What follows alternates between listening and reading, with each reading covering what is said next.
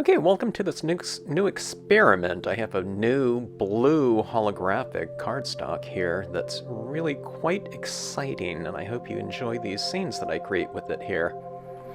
Alright, so on this holographic cardstock, it's very non-porous, so we have to go apply the types of media that will dry on it. This is the white brilliance ink, which is a water-based pigment ink that will dry on it, but it doesn't adhere, so we'll need to spray seal this when the projects are complete. I'm putting this kind of cloudy background in here, and I intended to put a moon up in the sky. Okay, you'll see what I do with that later on, and it might come as a surprise to you, but one of the things that makes this cardstock the way it is with this type of media, in terms of it being maybe a weakness, it becomes a strength in other ways. Kind of building up some clouds here with a little bit of a, I call it cloud template. It's just a torn paper towel. Kind of getting it a little bit more billowy looking. Adding some denser areas of white ink in some areas, so we get that type of variation going that's a lot more reminiscent of a realistic looking cloud. Okay, heat setting it here so that when I stamp over the top of it with this black brilliance pigment ink, it just has a little bit more of a ability to adhere to that. Going in here with the hot sun, but when you stamp it in white, it becomes, you know, cool moon, I guess you could say. But I thought I would kind of have the gist of how to use this paper from having used other colors of it, other versions of it. But this blue one is different in some ways. It has the same kind of patterning to it, but it's so much darker and kind of deeper looking, I guess, just in terms of the temperature, that, I don't know, it kind of surprised me.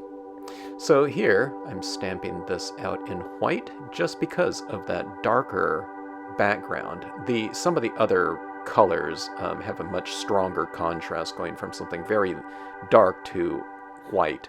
But on this one here, the lightest tones in here are those colored blue, I guess we'll call them lights. Going on here with the white bleed-proof white watercolor paint, and then following up with some additional white pen work here to create those stars up in the sky. And I really find that splatter painting necessary for this type of surface, just because the surface is just so busy looking and changing depending on what angle you have it at to the light. The stars give it some stability in those open areas there. Okay, now I'm looking at this one, and I thought, I'm just not really happy with that moon. I was going to add a much stronger moon in there, but I was kind of envisioning it, and I thought, that's not going to work. So again, this is what's one of those characteristics with the surface and media being applied to it. It doesn't adhere, and it doesn't dry fast, which can be seen as a weakness, but, you know, what can be more user-friendly than being able to just completely remove what you stamped on here? And I didn't remove it right away. I was doing that other scene in white imagery in between, so I just went in there and wiped it off.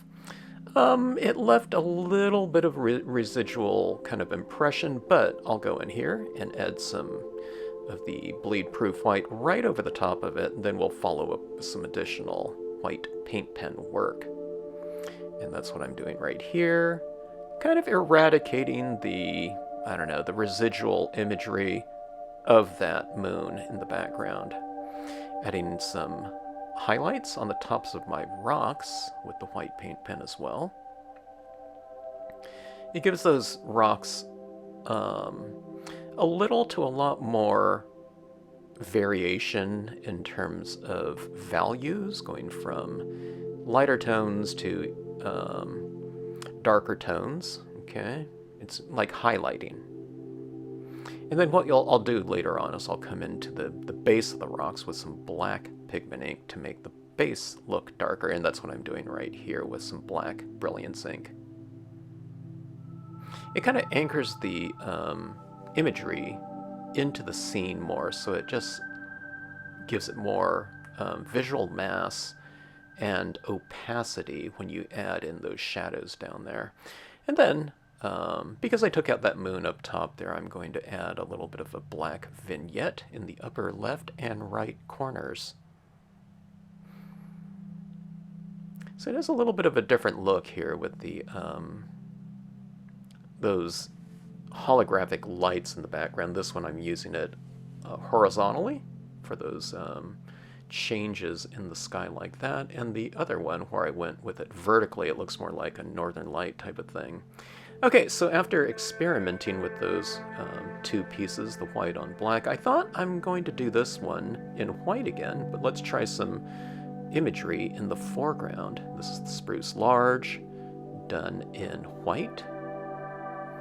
And I think I go for 3 impressions of it in the white. But I wanted to see what that holographic area would look like down in the water. I thought it looked kind of like ripples on the surface. Going into the sky, again with the bleed-proof white, kind of going at a little bit of an angle to give it kind of a Milky Way type of look. And then I wanted to try an image in silver ink. I thought silver would pair really well with the blue. It didn't go on there too well, but I thought it looked pretty good. It looks like just a lighter version of white in many ways. But it didn't stand out too strong, so I'm going for 2 more impressions of the leafless pine in white. And then, because I used that silver tree, we needed a little bit more of a silver component, so I added some silver stars up in the sky, and then following up with some white stars to give the starry area, the Milky Way, more contrast with certain stars up there.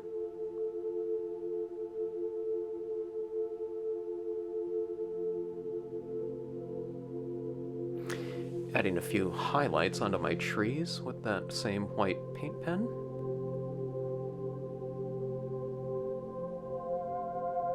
And this is a very fast card to do. It's, there's not too much different types of technique on here. There's no color blending or anything. It's mostly just stamping the imagery in white on a very dynamic surface.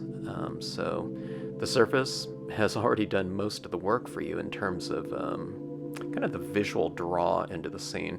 I stamped out that piece in the silver just so it would kind of recess a little bit. It pushes it back in the background. I just flipped on my incandescent light to see what this holographic cardstock looked like, and it was like, oh my gosh, I'm seeing all kinds of other colors with the